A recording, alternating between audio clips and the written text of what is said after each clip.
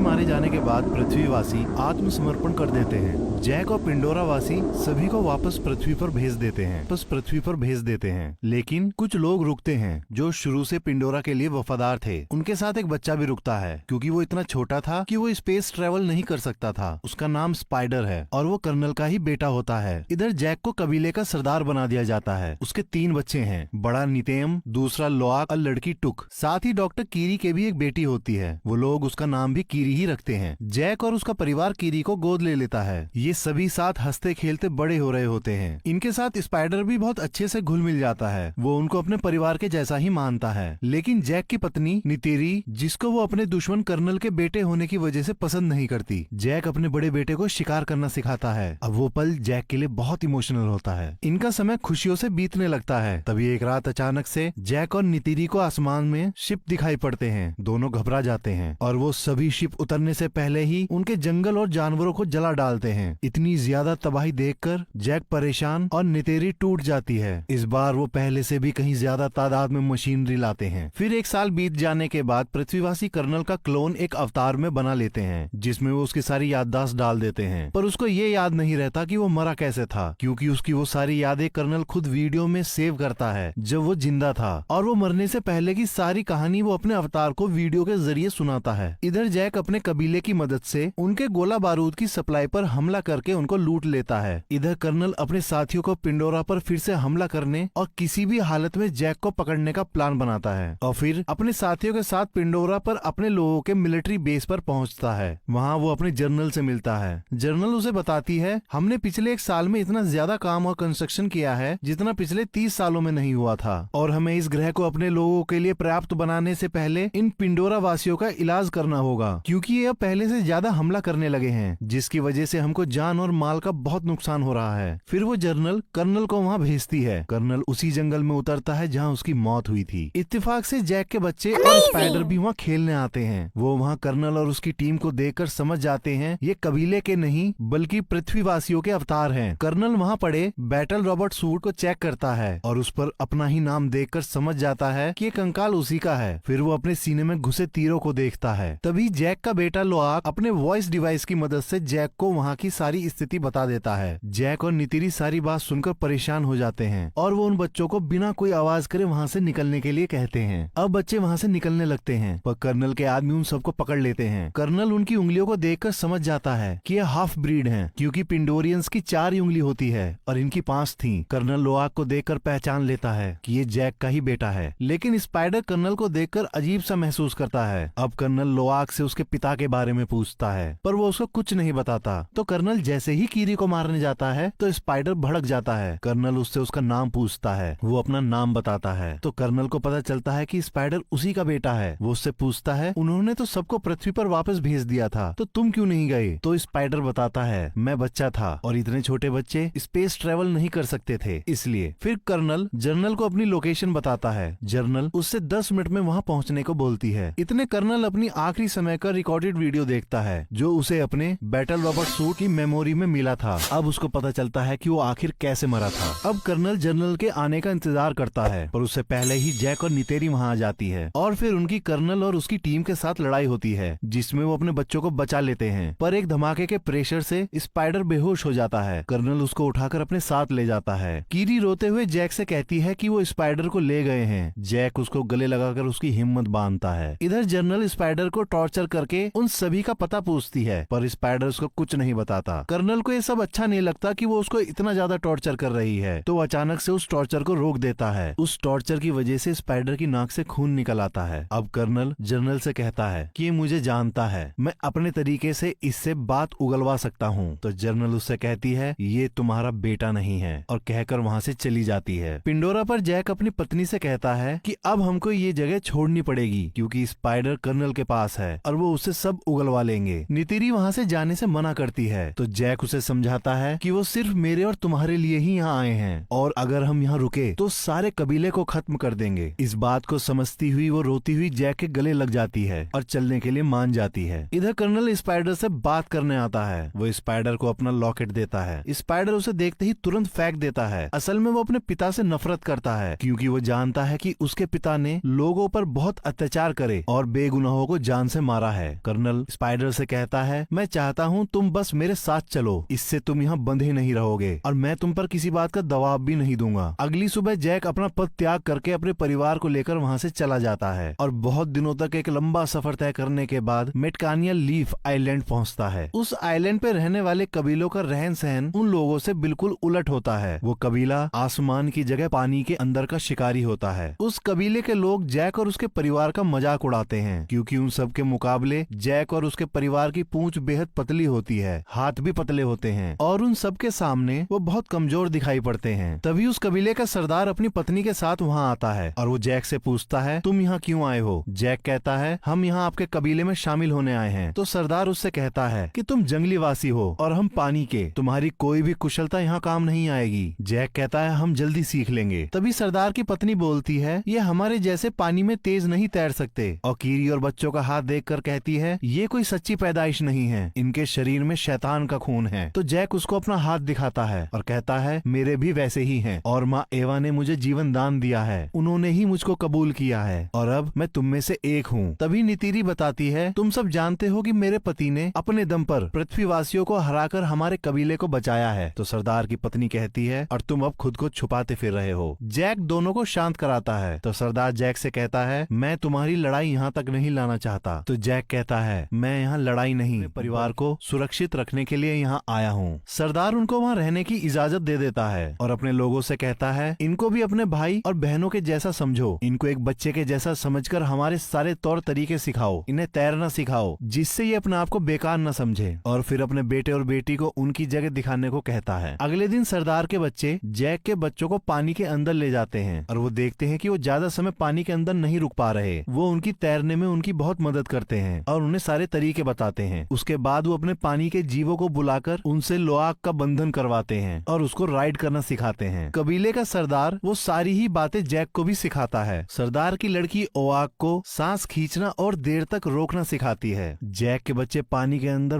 बहुत मजा करते हैं, उन्हें एक नई दुनिया दिखाई देती है। कीरी उन सबको महसूस करती है। इधर कर्नल स्पाइडर को लेकर पिंडोरा की सबसे ऊंची पहाड़ी पर पहुंचकर अपने लिए एक बेंजिस को चुनकर उससे अपना बंधन जोड़ने की कोशिश करता है, लेकिन उनकी लड़ाई में बेंजिस उसको लेकर पहाड़ी से कूद जाता है। तो सबको लगता है कर्नल मर गए और वो वहाँ से वापस जाने लगते हैं, लेकिन तभी कर्नल बेंजिस की सवारी करता हुआ वहाँ आ जाता है। वो उससे बंधन जोड़ लेता है। इधर सरदार के लड़के कीरी को छेड़ रहे होते हैं। तभी नितेम और लोआक वहाँ आकर उन लड़कों को बहुत मारते हैं। कीरी ये देखकर बहुत हंसती है। फिर जैक अपने लड़कों को अपनी जगह पर लाकर बहुत डांटता है और लोआक को भेजकर उन सभी से माफी मांगने को कहता है। फिर वो नित्यम से पूछता है, क्या तुमने उन सबको बहुत मारा? वो कहता है, हाँ। ये बात सुनकर जैक उससे कहता है, ये अच्छी बात है। नित्यम उनका जवाब सुनकर मुस्कुराता है और वहाँ से चला जाता है। लोआक उन लड़कों के पास जाकर उनसे माफी मांगता है। वो लोआक को माफ करके अपने साथ गहरे समुद्र में शिकार करने को कहते हैं। लोआक उनकी बात मानकर उनके साथ चल पड़ता है। वो थ्री ब्रदर पहाड़ी पर पहुंचकर लोआक से एक आवाज निकालने को कहते हैं। लोआक वैसे ही करता है, पर वो उसको चुपचाप वहाँ छोड़कर वापस चले जाते हैं। असल में वो एरिया एक व्हेल मछली के जैसे दिखने वाले टुलकुन जीवों का होता है और एक जीव लोआक को मारने के लिए पागलों की तरह उसके पीछे पड़ जाता है। लोआक अपने को जैसे तैसे उससे बचाने की पूरी कोशिश करता है। बहुत देर पानी में रहने की वजह से लोआक की सांसें खत्म होने लगती हैं। अब वो वहाँ से बाहर निकलकर सतह पर आने की कोशिश करता है, लेकिन टुलकुन उसको देख लेता है और अब उस पर उसे मारने के लिए हमला करता है। और जैसे ही उसके नजदीक आता है तभी एक और टुलकुन उल्टा उस पर ही हमला कर देता है। पर इतने में लोआक अपनी सांसें टूटने की वजह से पानी में डूबने लगता है। पर कुछ देर बाद जब उसकी आंखें खुलती है तो देखता है कि उस टुलकुन ने उसकी जान बचा ली है। वो उसे सतह पे ले आया था। इसके बदले वो टुलकुन के पंख में फंसे बड़े से लोहे के कांटे को निकाल देता है। अब दोनों में दोस्ती हो जाती है और फिर दोनों पानी में बहुत देर तक एक साथ तैरते हैं। कुछ देर बाद लोआक उसके दूसरे कटे हुए पंख को देखकर उससे इशारे में पूछता है कि ये कैसे हुआ, पर टुलकुन उसको कोई जवाब नहीं देता। इधर कीरी जैक को बताती है कि मुझको माँ एवा के दिल की धड़कन सुनाई देती है, क्या मैं पागल हो गई हूँ? जैक उसे समझाता है। तभी नित्यम सरदार के लड़के को लाता है और दिन भर की सारी बात बता देता है। अब वो लोग लोआक को ढूंढने निकलने ही वाले होते हैं। तभी लोआक टुलकुन को वापस भेजकर घर आ जाता है और सारी गलती अपनी बताकर सरदार के लड़के को मार खाने से बचा लेता है, जिसकी वजह से उन दोनों में बहुत अच्छी दोस्ती हो जाती है। अगले दिन वो सरदार के बच्चों को सारी बात बता देता है और उनसे उसके कटे हुए पंख का भी जिक्र करता है। सरदार की लड़की समझ जाती है और कहती है कि उसका नाम पायकन है और और उसको उसके परिवार ने बेदखल कर रखा है क्योंकि सभी बताते हैं कि वो खूनी है। उसने हमारे कबीले और अपने साथी टुलकुन को भी मारा है। लेकिन लोआक उनकी बात नहीं मानता और कहता है वो मेरा दोस्त है और वहाँ से कहकर चला जाता है। अगले दिन सरदार की लड़की उनको अपने पुरखों के मंदिर को दिखाती है, फिर अपने कबीले के जीवनदायिनी पेड़ को दिखाती है जो पानी के अंदर होता है। अपना बंधन करती है तो उसे अपनी माँ दिखाई देती है। वो उससे गले लग के रोने लगती है और पूछती है मैं सबसे अलग क्यों हूँ और माँ एवा मुझसे क्या चाहती हैं? मेरे पिता कौन हैं? तभी अचानक कीरी को दौरा पड़ जाता है। वो बच्चे उसको वापस ले आते हैं। जैक उसके इलाज के लिए अपने दोस्तों को बुलाता है पर उनसे कुछ नहीं होता, तो सरदार की पत्नी उसका इलाज करके उसे ठीक करती है। तभी कर्नल के साथी उसको बताते हैं कि रेडार पर एक शिप देखा गया है और ये शिप वही था जिससे जैक के दोस्त कीरी को ठीक करने आए थे। कर्नल को एक लोकेशन मिल गई थी। अब कर्नल एक शिकारी शिप के कैप्टन और उसके क्रू के साथ मैटकाइना रीफ के लिए निकल पड़ता है। इधर रीफ में सारे टुलकुन अपना चक्र पूरा करके वापस आते हैं। कबीले वाले उनके आने से बहुत खुश होते हैं। असल में कबीले वाले उनको अपने भाई और बहन ही मानते हैं। टुलकुन की सरदार अपने बच्चे को रोनाल को दिखाती है। वो बहुत खुश होती है और कहती है उसका बच्चा भी जन्म लेने वाला है। इधर कर्नल उसके सबसे नजदीकी कबीले पहुंच जाता है और जैक के बारे में पूछता है पर वो लोग कुछ नहीं जानते, तो वो कुछ नहीं बता पाते। वो गुस्से में उनके घरों को जला देता है और वहाँ से दूसरे कबीले के लिए निकल जाता है। जैक को सरदार पड़ोसी कबीले की जानकारी देता है और कहता है वो तुमको ढूंढ रहे हैं। नितेरी जैक से कहती है हम कब तक भागते रहेंगे? हमको अगर चैन की सांस लेनी है तो हमें उसे मारना पड़ेगा। इतनी मेहनत करने के बाद भी कर्नल को कुछ पता नहीं चलता, तो अपना प्लान बदल देता है और जो उस शिप का कप्तान चाहता था कि वो टुलकुन का शिकार करे, वो उसे इजाजत दे देता है। अब लोआक पायकन के पास पहुंचता है और उससे कहता है मैं तुम पर भरोसा करता हूँ, तुम भी मुझ पर भरोसा करो और तुम्हारे साथ क्या हुआ था वो मुझे बताओ। और उसको ऐसा करते हुए उसके साथी देख लेते हैं। पायकन अपना मुंह खोलता है। लोआक अंदर जाकर अपना बंधन जोड़ता है जिससे उसको सब पता चल जाता है कि उसने सिर्फ अपने साथियों और कबीले वालों को बचाने की कोशिश करी थी। उसमें उसकी कोई गलती नहीं थी, किसी को नहीं मारा। अब उस कबीले के सरदार को पता चलता है कि लोआक पायकन के पास गया था, जिसकी वजह से वो उसको डांट लगाता है और बताता है टुलकुन पहले खूनी दरिंदे हुआ करते थे और बहुत ज्यादा मार काट करने के बाद उन्होंने दरिंदगी त्याग दी और शांति को ही अपने जीवन का मूल आधार बनाया। पर पायकन ने उनके नियम तोड़कर वापस दरिंदगी दिखाई तो उसको बरादरी से बेदखल कर दिया। लोआक उसको सच बताने लगता है पर जैक उसको बोलने नहीं देता। इधर कर्नल की टीम टुलकुन की सरदार पर ही ट्रैकर लगा देती है क्योंकि वो अपने बच्चे की वजह से तेज नहीं तैर सकती थी। अब वो सारे शिकारी, अब वो कैप्टन बड़ी बेरहमी के साथ उसको घेर कर मार देता है और अपने शिप पर लाकर उसके दिमाग में ड्रिल करके पीले कलर का सारा तरल निकाल लेता है और वो बताता है कि ये तरल सबसे कीमती है और इतने से तरल की कीमत 660 करोड़ रुपए है और इसी के पैसों की वजह से ही कर्नल तुम अपना काम कर पा रहे हो। इधर कबीले वाले टुलकुन की लाश के पास पहुंचते हैं। सरदार की पत्नी उसको देखकर बहुत रोती है और बताती है कि ये मेरी आत्म बहन थी और इसने न जाने कितनी साइकिल पूरी करने के बाद अपने बच्चे को पाया था और वो वापस आकर लड़ाई का ऐलान करती है। लेकिन जैक उनको समझाता है कि अगर तुम उनसे लड़े तो वो तुम्हारा सब कुछ खत्म कर देंगे, उनको भी जिनको तुम प्यार करते हो। और उन्हें ट्रैकर को दिखाकर कहता है हमको टुलकुन की जिंदगी बचानी है, तो ऐसा कुछ भी उन पर दिखाई दे तो मुझको बताओ, मैं इन ट्रैकर्स को बंद कर सकता हूँ जिसकी वजह से उनकी जान बच सकती है। और ये बात सभी टुलकुन तक पहुँचाने को कहता है। सब मान जाते हैं। फिर जैक चुपके से नितिरी को बताता है कि वो टुलकुन का नहीं बल्कि हमारा शिकार करना चाहते हैं। अब लोआक पायकन के पास उसको सावधान करने के लिए निकल पड़ता है क्योंकि वो जानता था कि उसे कोई नहीं बताएगा। लेकिन सारे बच्चे उसे रोकने की कोशिश करते हैं पर वो वहाँ से निकल जाता है, तो भी सारे बच्चे उसका पीछा करते हैं। इधर कप्तान दूसरे शिकार की तैयारी करता है। लोआक पायकन के पास पहुँचता है। वो पायकन पर ट्रैकर देखकर घबरा जाता है और उस ट्रैकर को निकालने की कोशिश करता है। तभी सामने से शिकारी जहाज को देखकर वो घबरा जाता है। अब सब बच्चे वहाँ पहुंचकर उस ट्रैकर को निकालने की बहुत कोशिश करते हैं पर वो उनसे भी नहीं निकलता।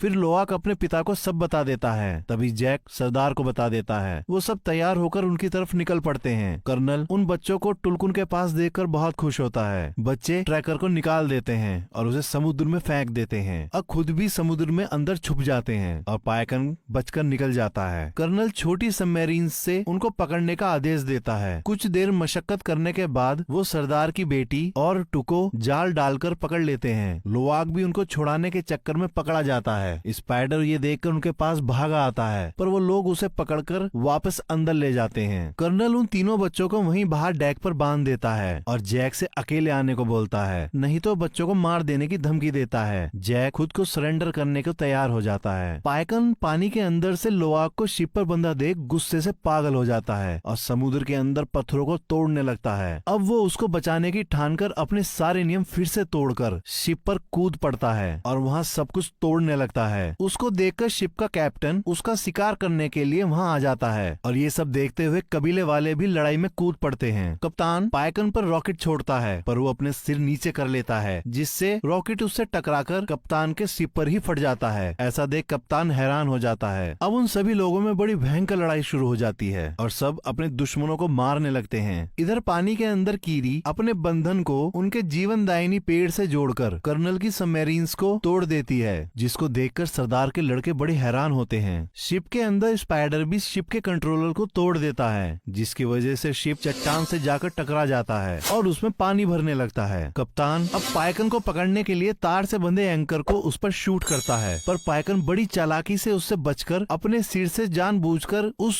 तार को बांधकर पूरी ताकत लगाकर उस बोट को खींचने लगता है। कप्तान बड़ी मुश्किल से उससे पीछा छुड़वाता है, पर फिर से उस पर हमला करने की तैयारी करता है। तभी पाइकन उसकी बोट के ऊपर से कूदकर उस तार से कैप्टन के हाथ को ही बांध देता है और एक झटका देकर उसका हाथ ही अलग कर देता है, जैसे कप्तान ने कभी उसका पंख काटा था। कप्तान के मरते ही उसका क्रू लड़ाई रोक देता है और वहाँ से जाने लगता है। अब कीरी जैसे ही सतह पर आती है, कर्नल उसे पकड़कर शिप के डेक पर ले आता है और उसको वहीं बांध देता है। टुक उसको देख लेती है तो सरदार की लड़की के साथ उसे बचाने शिप पर वापस चली जाती है, लेकिन वो टुक को भी पकड़ लेते हैं। शिप के दूसरी तरफ कर्नल नेतियम को भागते हुए गोली मार देता है। बच्चे बड़ी मुश्किल से उसे टापू पर ले आते हैं, पर वो बच नहीं पाता। नितेरी उसको मरा देख पागलों के जैसे चीखने लगती है और बहुत रोती है। तभी कर्नल जैक के वॉइस डिवाइस पर बात करता हुआ उसे बताता है कि उसकी छोटी बेटी उसके पास है। तो जैक नितेरी को संभलने को बोलता है और कहता है हमें अपनी बेटी को बचाना है। नितेरी अपना धनुष उठाकर अपने बेंजिस पर बैठकर शिप की तरफ उड़ जाती है। जैक वहाँ शिप पर चुपचाप पहुंचकर धमाका कर देता है, जिससे वहाँ आग लग जाती है। नितेरी वहाँ पहुंचकर बहुतों को मार डालती है। उसका रौद्र रूप देखकर स्पाइडर भी डर के मारे छुप जाता है। इधर जैक चुपके से टुक को छुड़ा लेता है, पर कर्नल कीरी के गले पर चाकू रखकर उसके सामने आता है और कहता है तुम नहीं चाहोगे कि आज तुम्हारी एक औलाद और मर जाए। कर्नल उससे हथियार रखवा देता है। स्पाइडर कर्नल को ऐसा करने से रोकता है, पर वो नहीं मानता। तभी नितेरी स्पाइडर के गले पर चाकू लगाकर कीरी को छोड़ने को बोलती है, पर कर्नल उसको ऐसा दिखाता है जैसे उस पर इस बात का कोई फर्क ही नहीं पड़ा। तभी नितेरी कर्नल से कहती है लड़के के बदले लड़का, और स्पाइडर की छाती पर चाकू मार देती है। कर्नल तुरंत कीरी को छोड़ देता है। अब वो सब वापस जाने लगते हैं, पर कर्नल कहता है मैं अभी भी नहीं रुकूंगा और वापस आऊंगा और तुम अपने पूरे परिवार के साथ सारी जिंदगी डर में जियोगे। इतना सुनते ही जैक उस पर हमला कर देता है। इधर पानी के अंदर नितेरी और उसके बच्चों को आग घेर लेती है, तो वापस शिप पर चढ़कर उसके दूसरी तरफ से निकलने की कोशिश करती है। तभी पानी का बहाव टूक को शिप के अंदर ले जाता है। नितेरी उसके पीछे कूद जाती है। शिप डूबने लगता है और पलट जाता है। स्पाइडर और कीरी ऊपर आ जाते हैं। इधर पानी के अंदर जैक लड़ते लड़ते कर्नल का गला घोटकर उसे बेहोश कर देता है। उसको लगता है कि कर्नल मर गया, लेकिन खुद भी पानी में सांसें टूटने की वजह से डूबने लगता है। तभी लोआक जैक को बड़ी मुश्किलों से एक चैम्बर में लेके आता है, जिससे जैक को सांस आ जाती है। इधर टुक और नितेरी भी एक जगह आके फंस जाते हैं और जहाज पूरी तरह अंधेरे में डूब जाता है। फिर कीरी वहाँ रोशनी देने वाली अनेक मछलियों को बुला लेती है और वो उनको पूरे जहाज में भेज देती है। वो टुक और नितेरी को बाहर निकाल लेती है। इधर लोआक पाइकन की मदद से जैक को भी बाहर निकाल लेता है। अब पाइकन उन सबको अपने पंख पर बैठाकर टापू पर छोड़ देता है। स्पाइडर भी कर्नल को बाहर निकाल लेता है। वो जिंदा होता है। वहाँ उसका बेंजिस आ जाता है। कर्नल स्पाइडर को साथ चलने के लिए बोलता है, पर स्पाइडर उसे वहाँ चिढ़ाकर वापस जैक और उसके परिवार के पास आ जाता है। तो कर्नल अपने बेंजिस पर बैठकर वहाँ से उड़ जाता है। अब सब कबीले वाले नेत्यम को आखिरी विदाई देते हैं। उस समय जैक को वो पल याद आता है जब उसने नेत्यम के जन्म पर अपने हाथों में उसे लेकर उसका नामकरण किया था